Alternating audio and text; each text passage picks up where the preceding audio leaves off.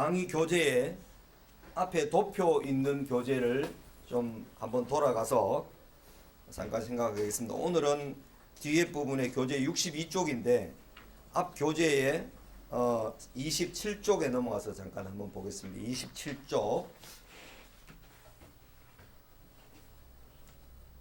앞에 교재 27쪽에도 여기 좀 수정을 해야 되는 곳이 있습니다. 그 위에 야곱은 77세에 밧단 아람으로 갔다. 그 다음에 97세에 가나안 땅으로 돌아왔다.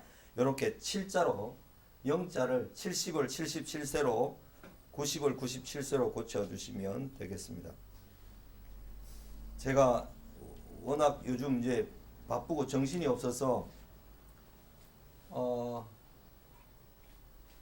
월요일 화요일 가서 이틀 동안 꼬박 그 춘천에 가서 제가 요한복음 강의를 다 끝내고 와서 수요일 날 저녁 기도, 목요일 새벽 기도 하고 또 이렇게 목요일 날 아침에 오니까 제가 정신이 없습니다. 27쪽 앞 교재 27쪽 없습니까? 예. 27쪽 세겜에 대하여 그 위에 야곱은 70세에 밧단 아람으로 가서 90세에 가다가 그거를 90세를 97세로 70세를 27쪽에는 목사님 그게 없습니다. 예? 27쪽에는 없습니다. 그래요? 내 출생지로 돌아가라 요거 있습니다.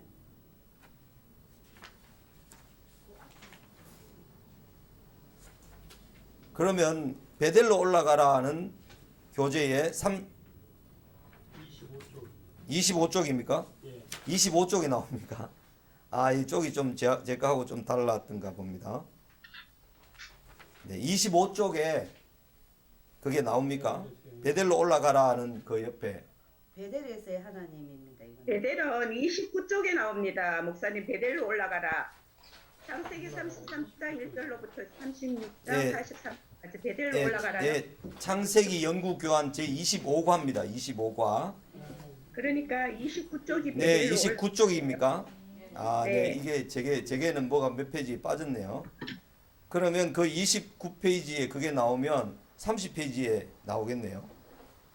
세겜에 대하여 나옵니까? 네, 맞습니다. 네. 30쪽에 나옵니다. 30쪽에 야곱은 77세에 네. 밧단 아람을 갖고 97세에 가나안 땅으로 돌아왔다. 그걸 좀 수정을 하시라고요. 그 페이지에 세겜에 대하여 이걸 잠깐 좀 한번 읽어보고 지난번에 할 때 세겜을 좀 자세하게 다루지 못했던 것 같아서 세겜에 대하여 요 교양에 나와 있는 걸 좀 공부를 하고 갔으면 좋겠다 싶었어요. 세겜이라는 이름의 뜻은 어깨라는 원래의 의미에서 파생된 말입니다. 어깨에 메워준 물주전자, 가루반죽, 돌, 아수르에 때리는 장대, 애굽에서 당한 압제 이런 것과 어깨에 메워서 이렇게 한다라는 것을 이제 성경 본문에서 이렇게 물주전자나 가루반죽 이런 거 장대 또는 압제 이런 걸 어깨에 메웠다 이렇게 이제 표현을 했고요. 또 두 번째는 자랑스럽게 걸치거나 권세를 나타내며 시위하는 것으로서의 의미를 가지고 있습니다. 다윗 집의 열쇠를 그의 어깨에 두리니 엘리야김 그의 어깨에 두리니 그가 열면 닫을 자가 없겠고 닫으면 열 자가 없으리라. 또 욥기 31장에 보면 내가 이수정 집사님 제가 좀 꺼드릴게요. 소리가 납니다. 네, 됐습니다.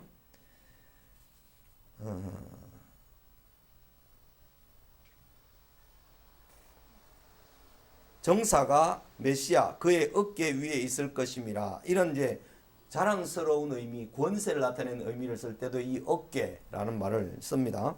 시편 21편 12절에 왕이 그들로 돌아서게 함이여. 여기서도 세겜이라는 말을 썼는데 돌아선다라는 말도 있습니다.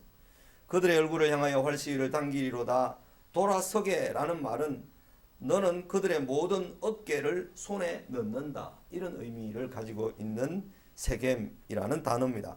그 다음에 지명으로서의 의미가 있는데 에발산과 그리심산 사이에 있는 에브라임 영토에 위치한 곳, 이게 이제 세겜이라는 장소 지리적인 위치인데요. 예루살렘에서 북쪽으로 약 40마일 64km 정도 떨어진 곳인데 주변에 두 산의 어깨에 위치하는 지역이다. 그래서 제가 지난번에 산이 이렇게 동그랗게 두 개가 있는데 그 사이에 동네가 있는 이 동네가 세겜이다 그랬습니다. 그래서 하나는 그리심산, 하나는 에발산. 그리심산은 나무가 잘 자라서 거기 올라간 6지파는 축복을 선언하고 아멘 했고, 에발산에는 저주를 선언하고 6지파가 아멘 하고 이렇게 함으로써 하나님과 언약을 맺었던 곳이 세겜이다 그랬습니다. 아브라함이 가나안에 도착한 후 즉시 이곳에 멈추어 그곳에 제단을 쌓고 하나님께 예배했던 곳이 12장, 창세기 12장에 나왔습니다. 또 형과 화해한 야곱은 숫곳에서부터 출발하여 요단강을 건너 우호적인 입장에서 그곳을 세겜을 방문했습니다. 그곳이 목초와 물이 넉넉하여 베델로 올라가지 않고 그곳에 머물렀습니다. 딸 디나가 강간당하게 됩니다. 그의 오라버니 시몬 레위가 세겜족에게 할례를 받게 한 뒤 그들을 몰살했습니다. 야곱에게 큰 두려움이 임했고 야곱은 세겜 상수리 나무 아래에 바단 아람으로부터 가져온 모든 우상들을 묻고 베델로 올라갔습니다. 하나님께서 세겜의 그 사면 고을들로 크게 두려워하게 하셨으므로 야곱의 아들들을 추격하는 자가 없었습니다. 창세기 48장 22절에 보면 내가 네게 네 형제들보다 일부분을 더 주었나니 이는 내가 내 칼과 활과 아무리 족속의 손에서 빼앗은 것이니라 라고 하면서 세겜이라는 단어를 일부분을 더 주었다. 일부분 한 몫을 더 주었다. 이런 표현을 쓸 때도 세겜이라는 표현을 썼습니다. 또 출애굽할 때 요셉의 요청대로 요셉의 뼈를 매어 가지고 나왔고 가나안 땅을 다 정복하고 난 뒤에 요셉의 유골을 세겜에 안치했습니다. 여호수아가 죽기 전에 온 지파들을 모아놓고 언약식을 체결한 곳 여호수아 24장에도 이 세겜에서 언약식을 체결했습니다. 사사시대 세겜은 여전히 가나안 신 숭배의 중심지였으며 바알브릿 언약의 주라는 그 바알브릿의 성전은 그 어머니가 세겜 여인이었던 기드온의 아들 아비멜렉이 배달한 형제 70명을 한 바위에서 죽여버린 곳도 이곳입니다. 그래서 사사기를 나중에 공부를 하면 기드온의 아들 아비멜렉이 기드온이 죽고 난 다음에 아비멜렉이 그 형제 70명을 죽여버리고 자기가 스스로 가시나무가 되어서 왕이 됩니다. 세겜의 모든 사람과 밀로 모든 족속이 모여서 세겜에 있는 상수리 나무 기둥 곁에서 아비멜렉을 왕으로 삼았습니다. 아비멜렉은 세겜에서 수많은 사람들을 죽여가며 왕노릇하다가 더베스라는 곳에서 망대의 한 여인이 던진 맷돌에 머리를 맞아 두개골이 깨어져서 죽게 되는데 여인에게서 죽었다는 소리를 듣기 싫어 한 청년을 시켜 찌르게 함으로써 죽게 됩니다. 그 아비멜렉이 자기 형제 70명을 죽였으니 그 죄가 얼마나 심각합니까? 아비멜렉이 그의 형제 70명을 죽여 자기 아버지 기드온에게 행한 악행을 하나님이 이같이 갚으셨고 또 세겜 사람들의 모든 악행을 하나님이 그들의 머리에 갚으셨으니 여룻바알의 아들 요담의 저주가 그들에게 응하였다. 그렇게 말씀을 기록하고 있습니다. 또 이 세겜은 솔로몬이 죽은 뒤 르호보암이 백성들에게 더 무거운 짐을 지음으로 그를 거부하였고 여로보암이 세겜을 수도로 하여 북이스라엘을 건설하였습니다. 그러니까 이 세겜은 물이나 모든 생산이나 돈이나 이런 게 넉넉했다는 거죠. 우리 그 김혜정 집사님 여기 문을 좀 닫아 주시겠습니까? 소리가 많이 들어와서 문을 좀 닫는 게 좋겠습니다.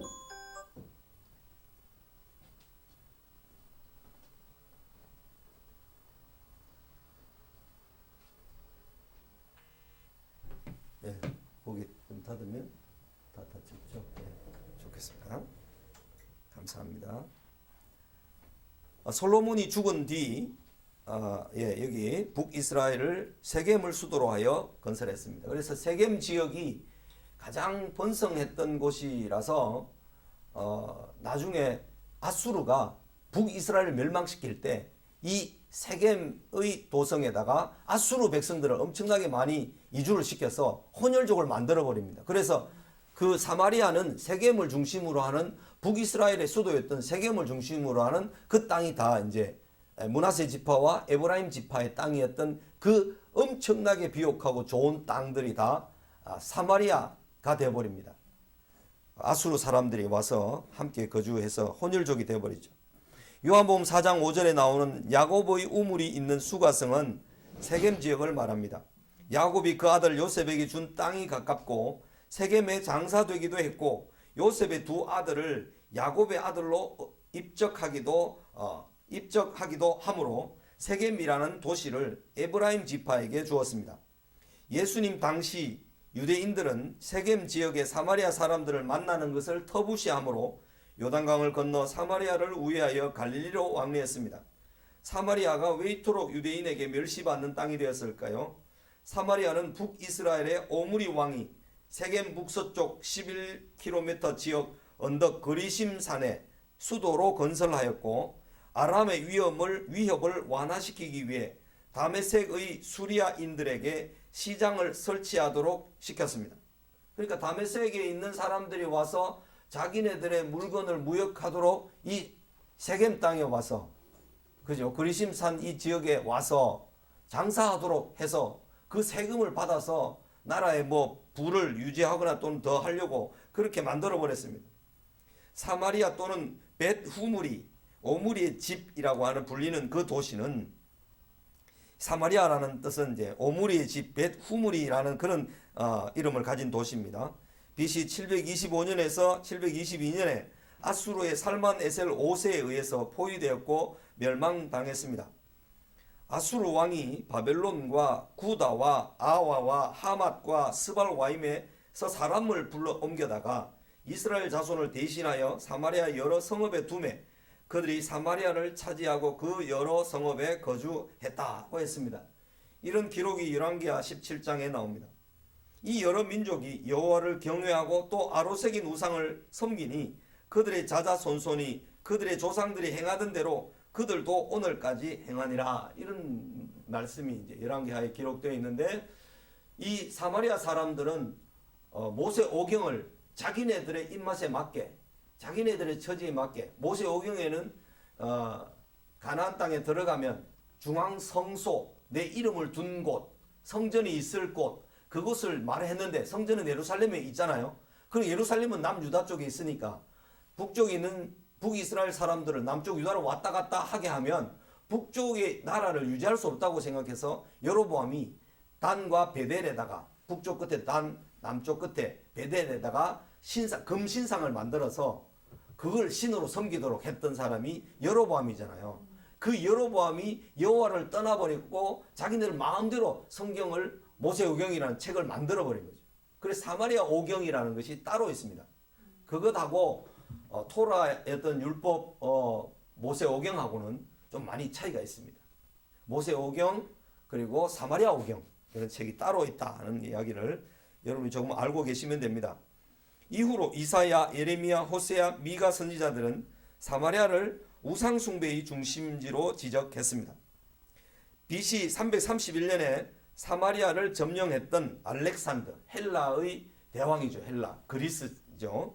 헬라의 알렉산더가 애굽에 내려가 있는 동안 사마리아인들이 알렉산더가 세워놓은 사마리아 총독을 살해해버립니다. 애굽에서 돌아오던 길에 알렉산더는 사마리아인들을 학살하였고 그 지역에 마게도냐인들을 이주시켜 재정착하게 했습니다. 그러니까 두 번씩이나 그죠? 아수르 왕에 의해서 그리고 헬라의 알렉산더 대제에 의해서 이렇게 두 번이나 혼혈족이 되게 만들어 버렸으니 그쪽 지역에 있는 요셉의 후손이었던 므낫세와 에브라임 지파의 사람들은 거의 혼혈족이 다 되었다 해도 과언이 아닙니다. 지금도 이 지역은 팔레스타인 자치기구라 해가지고 요르단강 서안지구라 해가지고 거기에 있는 사람들이 이스라엘과 몇백 킬로 담을 쌓고 이렇게 옹벽을 엄청나게 3m 4m 옹벽을 쌓고 그렇게 삽니다. BC 128년에 유대 지도자 요한 힐카누스라는 사람은 세겜을 점령하고 그리심 성전을 파괴함으로 사마리아는 다시 황폐하게 됩니다. AD 6년과 9년 사이 어느 6월절 기간 동안에 몇 사마리아인들이 예루살렘 성전 안에 뼈가루를 뿌림으로 유대인들의 공분을 샀습니다. 이러한 역사적인 배경이 예수님 당시에 유대인들이 사마리아 지역을 경멸하게 만들었던 것입니다. 요한복음 8장 48절에는 바리새인들이 너를 사마리아 사람이라 또는 귀신이 들렸다 하는 말이 옳지 아니하냐라고 경멸하면서 했을 때 귀신 들린 사람과 같은 부류로 사마리아 사람을 취급했습니다. 그러나 예수님은 사마리아에 대하여 매우 우호적이셨습니다. 누가복음 9장 51절에서 56절에는 사마리아인들이 예루살렘으로 가는 유대인이라 하여 예수님을 문전박대했을 때 제자들이 불을 내려 멸하라 할까요? 라고 물었고 예수님은 제자들을 꾸짖으셨습니다. 누가복음 17장 11절에서 19절에는 병 나은 10명 중에 감사하러 온 한 사람의 인물이 사마리아인이었습니다. 누가복음 10장 25절에서 37절에 선한 사마리아 사람 이야기에서 제사장도 레위인도 다 강로 만난 사람을 지나쳐 갔지만 사마리아 사람이 극진히 사람을 돌보았습니다. 예수님의 마지막 유언인 예루살렘과 온 유대와 사마리아와 땅끝까지 에도 언급되어 있고 예루살렘에 큰 핍박이 나서 흩어진 사람들 중에 빌립이 사마리아에 복음을 들고 갔고 베드로와 요한이 가서 성령이 임하도록 기도하였고 요한복음 4장 39, 42절에는 온 사마리아인들이 예수님의 말씀을 듣고 예수님을 영접했습니다. 예수님은 사마리아 땅과 그 사람들을 매우 사랑하셨습니다. 요한복음의 4장에 보면 예수님께서 사마리아로 통행하여야 하겠는지라 의도적으로 일부러 사마리아를 통과해서 지나가십니다. 그래서 수가성 여인을 만날 때 의지를 내서 나는 사마리아를 돌아서 안 간다. 나는 거기도 하나님께서 찾으시는 영혼들이 있다 하면서 사마리아를 통과하여야 하겠는지라 이렇게 이제 표현이 되어 있습니다. 요한복음 4장에 사마리아 예수님의 복음서에는 사마리아 사람들을 매우 칭찬하고 사마리아 사람들에게 예수님이 얼마나 적극적으로 다가갔는지 그리고 사도행전에는 사마리아 사람들에게 얼마나 편견을 버리고 가서 복음을 전했는지를 잘 보여줍니다. 스데반의 설교에서 또 한 번 언급되어 나오는데요. 스데반의 설교에 의하면 야곱이 죽어 세겜으로 옮겨져 아브라함이 세겜 하몰의 자손에게서 은으로 베크시타에 값주고 산 무덤에 장사되니라고 했는데 실제는 야곱이 헤브론에 있는 막벨라 굴에 할아버지 아브라함과 아버지 이삭과 함께 장사되었습니다. 그게 이제 창세기 50장에 기록되어 있기 때문에 그렇게 알 수가 있습니다. 스데반의 언급을 어떻게 설명할 수 있겠는가? 세겜에 묻힌 야곱이냐 헤브론에 묻힌 야곱이냐? 이 예루살렘에서 60km 이상 떨어진 세겜은 헤브론하고는 한 150km 정도 넘게 떨어진 곳입니다. 그런 곳이기 때문에 이게 어떤 게 맞느냐 이렇게 이제 질문할 수 있는데 사도행전 7장 16절에 스데반의 설교에서 요셉의 시신이 세겜에 묻혔다는 말을 그렇게 야곱이 묻혔다 이런 말로 이제 그 아버지를 아들과 함께하는 그 이름으로 묻혔다 이렇게 표현했을 것이라고 봅니다. 실제로 세겜 하몰의 자손에게서 은으로 값주고 산 것은 야곱이었습니다. 세겜과 헤브론은 80km밖에 안 떨어지네요. 그게 제가 생각할 때는 조금 적은 것 같은데 80km 이상 떨어진 곳인데 이삭과 야곱을 통틀어서 대표자로 아브라함이라고 부르는 것이 일반적이었습니다. 그러므로 야곱이 세겜의 땅을 샀지만 아브라함이 샀다고 말했으며 야곱이 그곳에 장사된 것이 아니라 14절에 나오는 요셉이 그곳 세겜에 장사된 것이라고 이해됩니다. 야곱이 애굽에 내려간 지 430년 동안 살면서 사도행전 7장 15절에 언급된 대로 야곱이 애굽으로 내려가 자기와 우리 조상들이 거기서 죽고 라고 한 것은 야곱을 비롯한 모든 조상들이 죽었다는 말이었으며 출애굽할 때 요셉의 유언대로 장자로 세워졌던 요셉의 유고를 대표적으로 옮겨다가 세겜에 장사했다는 것을 말하려는 것이라고 우리는 이해해야 합니다. 야곱은 요셉에 의해 가나안 땅에 매장되었는데 야곱의 유언대로 그의 할아버지 아브라함과 아버지 이삭이 묻히고 레아가 묻힌 헷 족속의 지역 헤브론, 기럇 아르바 혹은 마므레 그곳에 있는 막벨라 굴에 야곱이 장사되었습니다. 요세푸스에 의하면 요셉을 제외한 야곱의 모든 아들들도 그 헤브론 막벨라 굴 그 지역의 땅에 묻혔다고 합니다. 요세푸스라는 역사 기록가에 의하면요. 야곱이 아내라고 불렀던 라헬은 창세기 35장 16절에서 22절에 의하면 베델에서 길을 떠나 에브랏 즉 베들레헴에 이르기 전에 베냐민을 낳다가 죽었습니다. 야곱의 아내 라헬은 헤브론까지 내려가지 못하고 베들레헴 가까운 곳 헤브론에서 약 20km 이상 북쪽에 위치한 곳에 장사됩니다. 세겜은 역사 전체에 걸쳐서 예배의 기초, 아브라함과 야곱과 여호수아 그리고 결국에는 대학살로 사사시대에 대학살로 폭발해버렸고 북이스라엘을 일으킨 에브라임 지파 여로보암의 정치적인 토대 역할을 하였는데 그곳은 정통 유다의 눈으로 볼 때 버려지고 저주받은 곳이 되어 버렸습니다. 그러나 예수님은 그곳이 곧 잃어버린 자들이 있는 곳이라고 가르치며 그들을 적극적으로 감싸 안았던 것입니다. 우리는 지금 창세기를 본문을 가지고 쭉 연구해 내려오다가 세겜이라는 지역, 세겜이라는 그 단어의 뜻 그리고 그 역사적인 배경을 통으로 다 묶어서 세겜에서 일어난 일들을 다 한번 살펴봤습니다. 아브라함 이후부터. 그래서 세겜이라는 곳이 이런 곳이구나. 어떤 역사적인 사건들이 일어났던 곳이로구나. 얼마나 물질적으로 그리고 땅이 비옥했는지 북이스라엘이 수도로 삼아서 그리고 아수르나 헬라가 알렉산더가 왔을 때 그곳을 아주 중요한 곳으로 여겼는데 그들이 배신해서 망하게 되므로 혼혈족이 더 심화되었고 유대인들은 그것을 아주 경멸했던 거죠. 그러나 예수님은 그것을 다시 감싸 안으신 거죠. 그죠? 그런 세겜에 대한 역사적인 배경을 한번 쭉 다 모아서 정리를 해본 것입니다. 우리가 성경 공부를 할 때 때로는 어떤 한 지역이 있죠. 지역. 그 지역에서 일어난 사건들을 역사적으로 다 모아서 이렇게 보면 성경 전체가 이런 시대에 이런 시대에 이런 시대에 이런 사건이 있었구나 하는 것을 쭉 그 지역에 일어난 일들을 한번 연결해 보므로 우리에게 상당한 유익이 있을 때가 있습니다. 세겜이 그렇게 해서 제가 이렇게 한번 연구해서 또 기록으로 남겨놓았던 것입니다. 오늘은 뒤에 교재, 아침 묵상했던 교재 62쪽으로 와서 창세기 공부를 이어갑니다.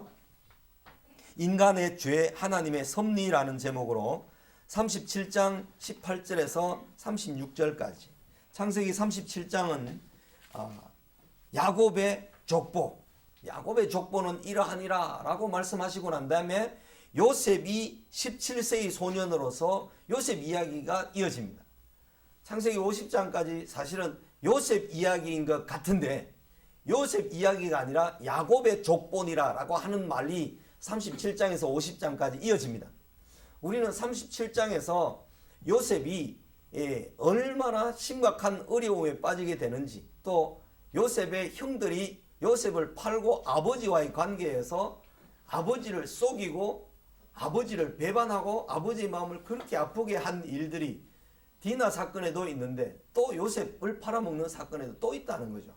이런 사건을 통해서 야곱이 간사하고 야곱이 막 이렇게 약삭 빠르고 자기 이익에 막 빠르고 이런 사람이지만 그죠? 자기 아버지를 속였고 자기 형을 속여서 취한 그 모든 일들에 대해서 또 자기가 당함으로써 야곱이 하나님의 사람으로 온전하게 성숙하게 되죠. 나중에 애굽에 내려가게 되면 바로 왕 앞에 섭니다. 130살이 되어서 바로 왕 앞에 서는데 내 인생 130인데 험악했습니다. 험악한 인생 130년을 살았습니다. 하면서 야곱이 바로 왕을 축복을 합니다. 복을 빌어줘요. 이제 그런 장면에서 보면 하나님께서 야곱을 온전히 성숙하고 온전한 사람으로 만드셔서 자기 12아들들의 장래를 다 내다보게 하셔서 복을 빌어주게 하시고 바로를 복을 빌어주고 그죠? 그렇게 함으로써 자기의 후손들이 애굽 땅에서 430년 동안 살게 될 것을 야곱은 다 내다보았던 것입니다.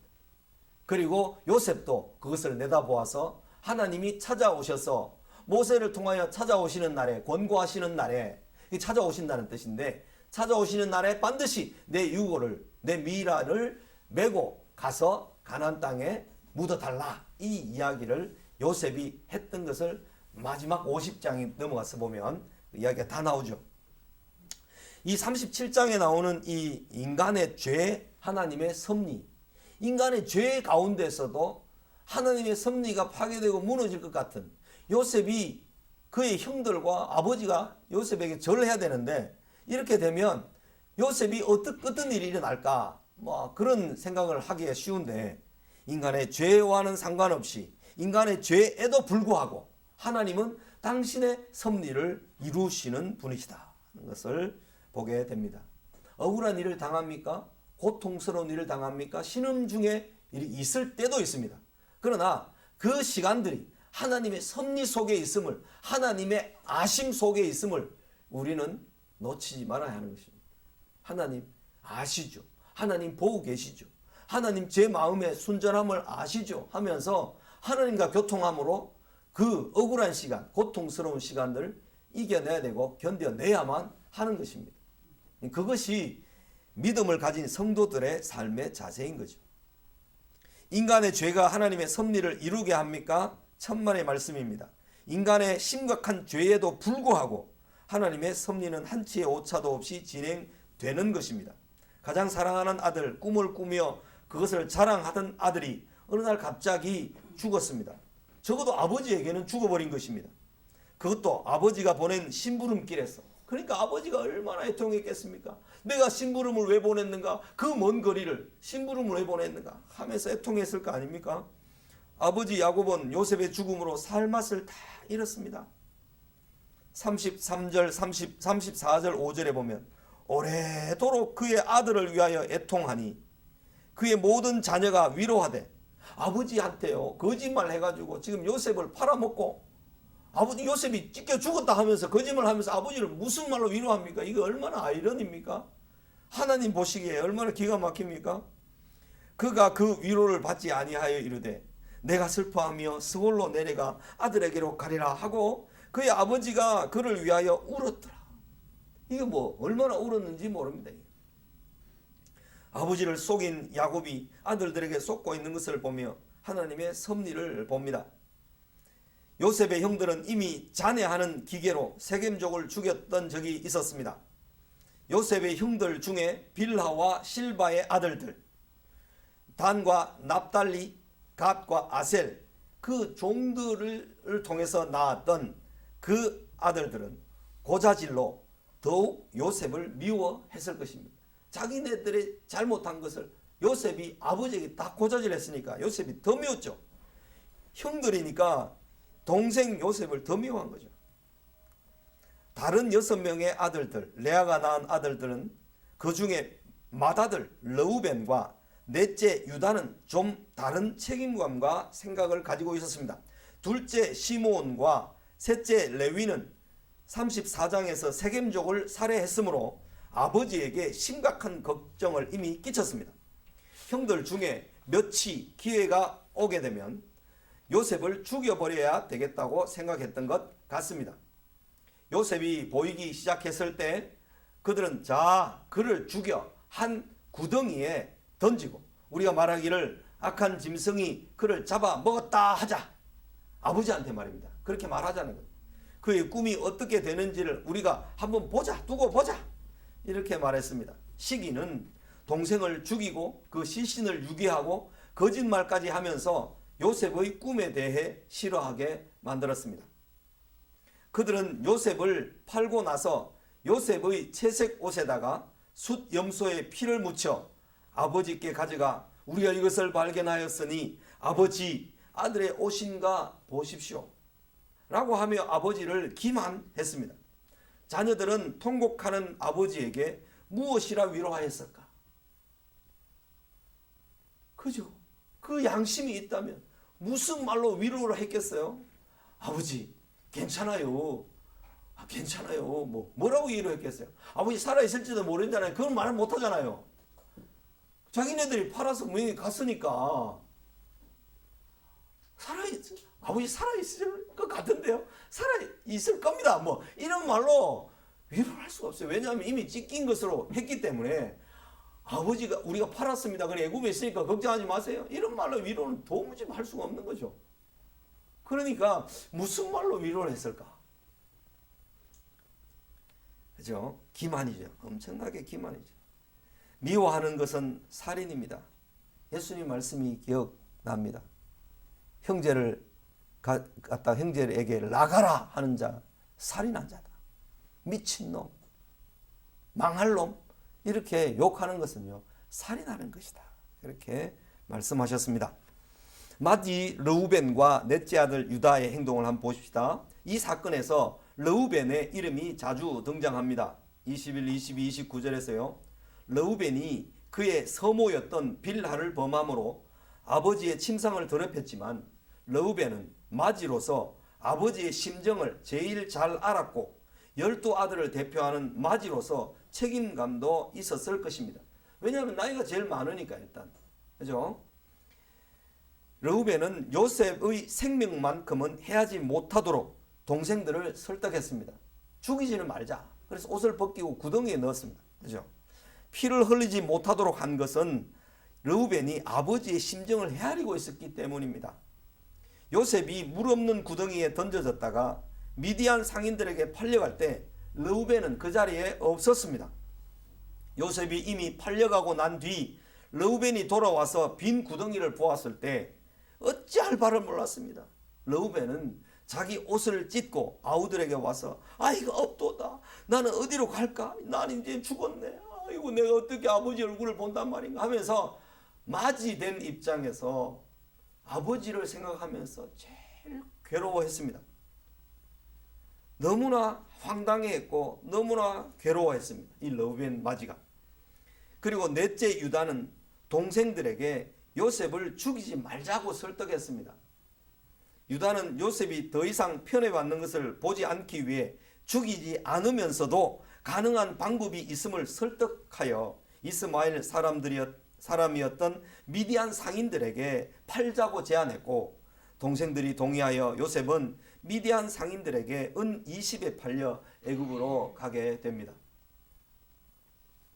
그러니까 르우벤은 요셉을 죽이거나 이렇게 팔아 없애버리는 일은 르우벤은 그것만 하지 말자. 우리가 좀 괴롭히고 좀 다루어서 요셉이 형들에게 교만하거나 또는 우리를 약올리거나 그렇게 하지 않도록 막 좀 혼내주자. 이 정도였는데 동생들은 그렇게 하지 않았죠. 그런데 그 중에서 또 죽이자 하는 사람이 있었죠. 시므온과 레위 잔해하는 기계들이 그랬을 가능성이 있겠죠. 둘째, 셋째 아들들이. 그런데 넷째 아들인 유다가 절대로 죽이서는 안 되겠다는 생각 때문에 우리가 그를 죽이지 말고 팔자. 그러면 우리 눈에서 사라질 거 아니냐. 아버지의 편애를 더 이상 우리가 안 봐도 되지 않겠느냐 하면서 막 동생들을 설득했겠죠.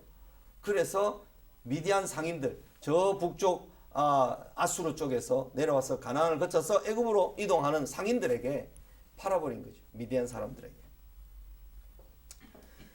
아버지를 속이고 위로하는 12아들들이 나옵니다. 11아들이죠. 그러니까 인간의 죄는 항상 하나님의 일을 방해합니다. 그러나 방해하는 인간의 죄에도 불구하고 하나님의 일은 절대로 실패하지 않고 항상 성공합니다. 십자가에 죽으신 예수님 역시 그러합니다. 야곱의 아들들이 할 수 있는 유일한 방법은 아버지를 완전히 속이는 것이었습니다. 야곱은 아버지를 완전히 속였고 외삼촌에게 완전히 속았고 이제 아들들에게 완전히 속았습니다.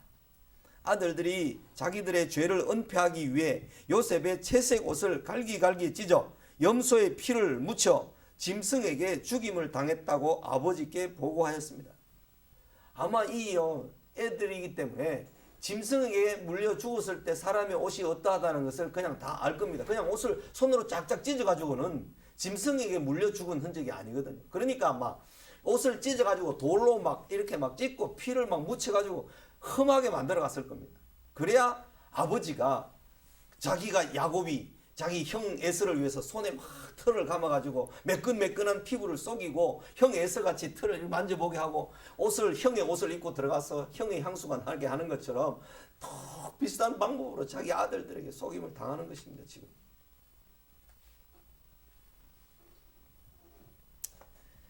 그때에 야곱의 고통과 충격이 얼마나 컸던지는 이후에 막내 아들 베냐민을 절대 자기 주변에서 놓아주지 않았던 것으로 알 수 있습니다. 곡식을 사러 가야 되겠는데, 애굽의 총리는 곡식 사러 다음에 올랐거든. 아버지 곁에 있는 아들을 데리고 오지 않으면 절대로 곡식 안 준다 그랬거든. 그러니까 아들들이 곡식을 사러 곡식을 다 떨어져 가는데 곡식을 사러 갔다 올 수가 없어요. 가도 못 받으니까. 그러니까 베냐민을 아버지를 설득하고 설득했던 사람이 또 누구냐면 유다였어요. 유다가 내가 이 동생이 만약에 없어지면 내 아들들을 죽여서라도 내가 책임지고서라도 내가 이 아들을 내가 담보해서 내 목숨을 걸고 데려갔다가 데리고 오겠다. 이렇게 약속을 하고 난 다음에 베냐민이 죽으면 죽으리라 하는 아버지가 베냐민까지 내놓아서, 왜냐하면 베냐민 안 가면 곡식 못 사오면 다 죽거든. 그러니까 베냐민을 보내는 거죠. 야곱이. 그때 야곱이 한 말이 베냐민이 죽으면 죽으리라. 에스더가 한 말과 비슷하죠. 에스더가 죽으면 죽으리라 하는 것이 죽으면 살리라 그런 말씀과 똑같은 겁니다. 사실은 그 죽으면 살리라는 믿음을 가져야만 죽으면 죽으리라는 말을 할 수가 있습니다. 하늘의 밀이 땅에 떨어져 죽지 아니하면 열매를 맺을 수가 없다 하는 말씀처럼 죽으면 죽으리라는 것은 죽은 다음에 주님께서 부활시키고 살리실 것을 내가 믿습니다. 없는 것을 있는 것 같이 하여 부르시는 하나님, 죽은 자를 살리시는 하나님, 이 믿음이 아브라함에게 있었는데 그 믿음이 이삭에게 전달되고 그 믿음이 야곱에게 전달되어서 베냐민을 곡식 사는 애굽에 보낸 것입니다. 죽으면 죽으리라. 그 각오로. 자녀들의 위로는 악어의 눈물처럼 느껴집니다. 악어의 눈물 어떻습니까? 잡아먹고 눈물을 또 흘립니다. 그 악어는 그렇거든요. 그러니까 잔인하게 잡아먹고 눈물을 흘리는 것은 그 눈물은 슬퍼서 눈물 흘리거나 뭐 미안해서 눈물 흘리는 게 아니죠. 그게 이제 악어의 눈물이 그런 특징이 있는 것이죠. 인간의 모든 죄가 다 동원된다 할지라도 하나님이 이를 막거나 방해할 수 없습니다. 그렇죠? 다 속여도 하나님은 다 아시며 당신의 일을 신실하게 실행하십니다. 그것을 믿는다면, 그것을 신뢰한다면 좌절과 절망에 머무를 필요는 없습니다. 제가 지난 월요일, 화요일 춘천에 강의하러 갔다가 거기에 있는 이제 제가 오랫동안 사역했던 DFC 선교단체에 45세의 아들과 함께 자전거를 타다가 춘천 그 의암호 호반에서 자전거를 타다가 모래에 미끄러져서 머리를 다쳐서 죽었던 그 분의 사모님 되시는 분이 아직도 DFC에 선교사로 일하고 있습니다. 그래서 2013년이니까 8년 전이네요. 그때 제가 장례위원장이 돼서 모든 장례를 다 치루었는데 자기의 그 사람이 유언을 97년부터 유언을 남겨서 2년마다 자기 컴퓨터에서 업그레이드를 했습니다. 그래서 2년 정도마다 업그레이드를 하다가 97년에서 2013년이니까요. 한 13년에 한 4년을 더하면 한 17년 정도 동안에 그걸 이제 업그레이드를 하면서 왔는데 마지막 유언의 업그레이드는 그게 어떻게 출력이 됐는지 컴퓨터를 켜놓은 상태에서 아내가 봤어요. 아내가 봤는데 몇 달 있다가 남편이 죽었어요.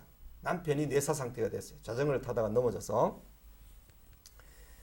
그래서 장례를 치르는데 춘천에서 자기 남편의 유언을 다 실천하려면 시신을 서울까지 갔다가 아주 대학병원에 가서 시신에 있는 장기들을 쓸 수 있는 장기들을 다 적출해서 기부를 하고 그리고 시신을 다시 데려다가 장례를 치러야 되는 거예요. 저는 그래서 너무 힘든 과정이기 때문에 그냥 안 하면 안 되겠냐 했더니 이 부인 되시는 사모님이 그것을 다 악착같이 다 해야 된다. 나는 분명히 그것을 안 하면 안 된다. 이래가지고 그 남편의 시신을 서울대학병원에 보내가지고 만 하루 동안 있게 해서 눈부터 시작해서 뭐 피부 조직 뭐 필요한 것들 53가지나 이 대퇴골 있잖아요. 뼈까지도 이 뼈가 부러져서 쓰러진 사람에게 수술로 이렇게 할 수 있대요. 그래서 그것까지 다 적출해서 주고 이 몸을 나무로 못을 박아가지고 성형을 해서 가죽을 입혀서 시신을 만들어서 돌아와서 화장을 하게 했던 거죠. 장례를 다 마치고 화장을 해서 유골을 수습한다고 그 자리에 가서 가족들과 함께 있었는데 그 유골은 머리에 있는 유골만 뼈로 이렇게 한 줌 정도 남고 나머지는 다 못이었어요. 못 한 줌, 유골 한 줌. 그래 이 친구가 유서를 써놨는 것을 내가 이제 그 부인에게서 받아서 봤더니 첫 번째, 내 자녀들은 예수 믿는 신앙에서 철저하게 예수 믿는 신앙으로 평생을 살아야 된다. 이건 절대로 어기지 마라. 두 번째, 내게 있는 재산은 이런 정도의 재산이고 물려받은 땅이 있는데 이것은 얼마는 DFC에 하고 얼마는 자녀들에게 내가 유산으로 상속한다. 이렇게 이걸 지켜달라. 그 다음에 네 번째, 내 아내가 내가 만약에 45세 이전에 죽으면 아내는 반드시 제가 좀 했으면 좋겠다. 그 이야기까지. 그래서 한 4가지 정도를 엄격하게 쫙 써가지고 한 페이지를 이렇게 만들어 놓은 것을 제가 그 부인 되시는 분으로부터 제가 그걸 받았을 때 기꺼이 이 시신을 보내서 내 장기는 모두 다 적출해서 무엇이든 쓸만한 것은 다 뽑아서 기증을 해라. 이런 유언까지 구체적으로 다 써놨기 때문에 마치 자기가 45세에 죽을 것을 아는 듯 그렇게 철저하게 유서를 써놔서 해놨다. 자기 사인을 해놓고. 그래서 야, 어떻게 죽을 것을 미리 아는 사람처럼 이렇게 써놓았을까? 이분이 선교사로 지원해서 훈련받는 그 해에 우리 DFC 선교사 한 사람이 죽었어요. 훈련받는 중에 그 사람이 죽었으니까 얼마나 그 충격이 됐겠어요. 젊은 40대 간사가 그때도 한 명 죽었거든.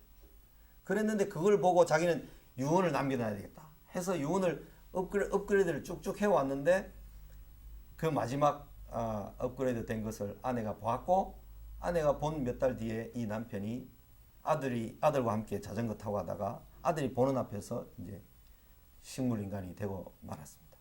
그렇게 해서 했는데 그분을 미망인 되시는 그 부인을 지금도 DFC에서 재정을 다 관리하시는 분인데 그분하고 이제 만나서 점심 같이 먹자. 내가 춘천에 왔으니까 해서 점심을 같이 먹고 이야기를 쭉 나누는 중에 얼마나 씩씩하게 얼마나 담대하게 다시 일어나서 자기가 DFC 사역자였는데 남편 돌아가고 난 다음에 그 남편 돌아가시기 전에 사임을 했었는데 내가 다시 복직을 하겠다.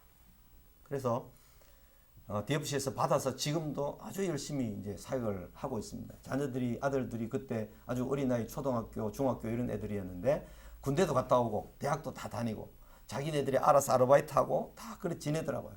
그래서 그 사모님은 지금 대학원에서 또 공부를 하더라고요. 그래서 제 마음이 참 짠하기도 하고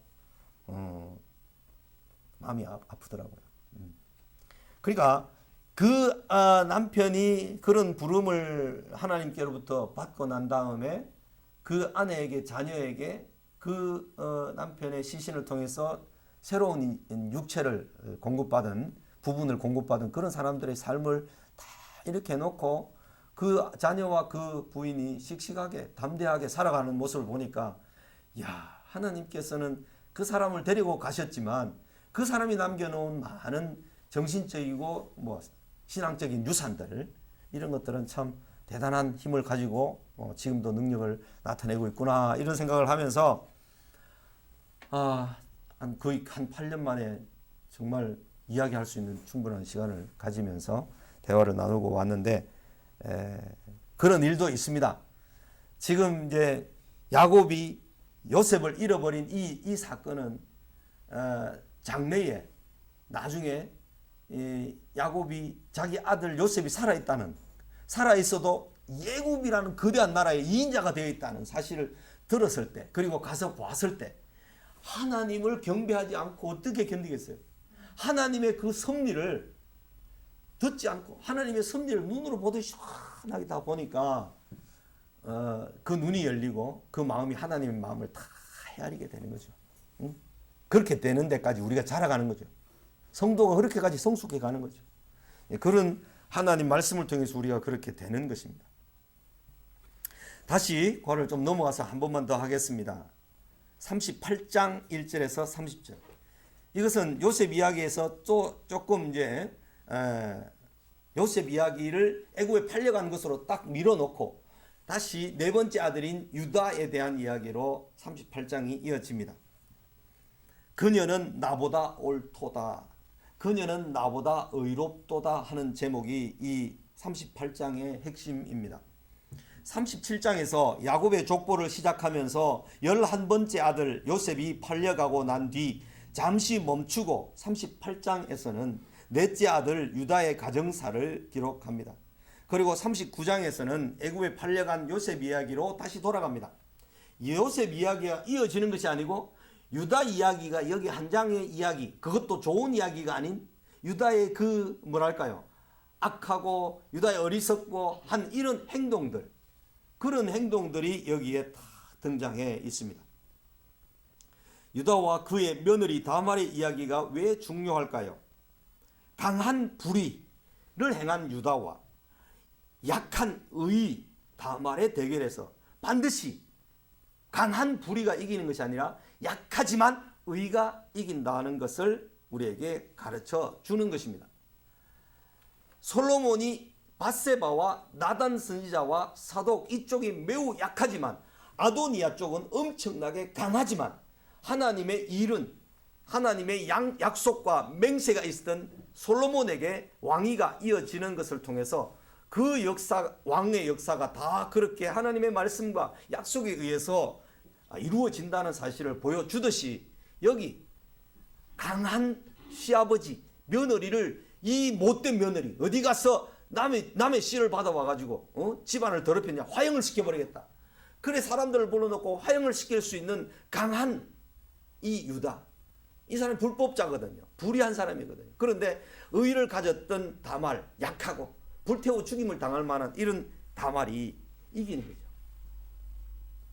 이것은 믿음으로 의롭게 된 사람은 의에 목숨을 걸고 살아가야 하는 것을 가르쳐주는 장으로서 성경 전체에 매우 중요합니다. 그래서 예수님이 태어나는 족보에도 마태복음 1장 그 부분에서 다말이 나오죠. 다말이. 제일 먼저 다말이 나옵니다.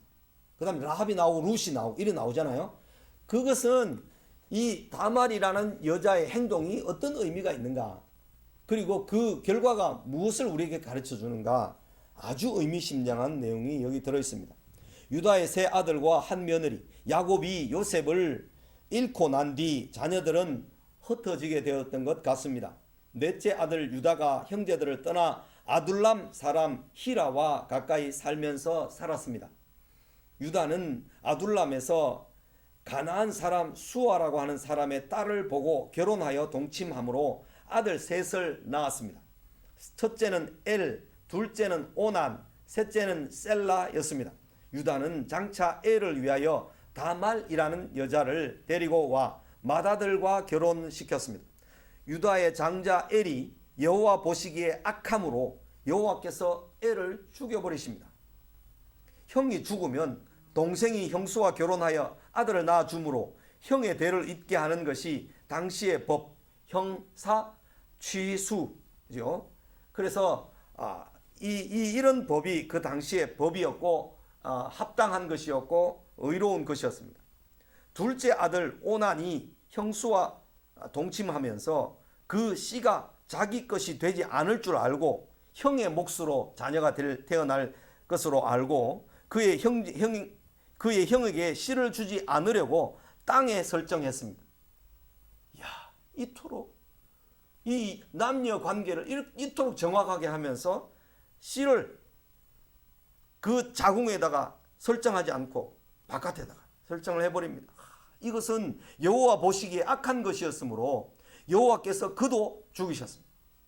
유다는 다말에게 수절하고 내 아버지 집에 친정에 가 있어 내 아들 셀라가 장성하기를 기다리라고 했는데 그렇게 한 것은 셀라까지도 죽을까봐 유다가 염려해서 며느리 다말에게 막내 아들을 주지 않기 위한 핑계로 그렇게 친정으로 돌려보냈던 것입니다.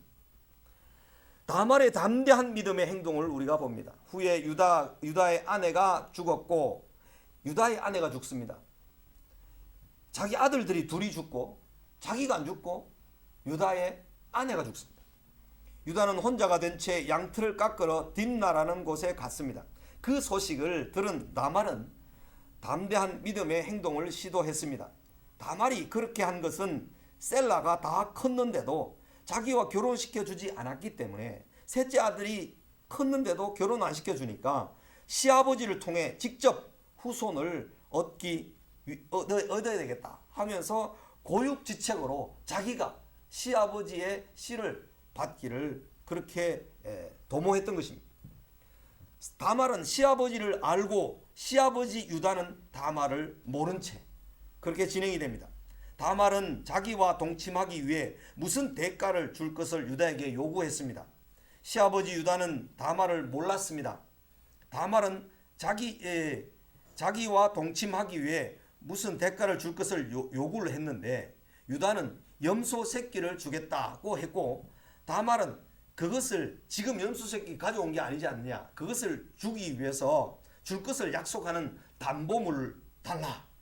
유다의 도장과 그 끈과 손에 있는 지팡이를 요구했습니다.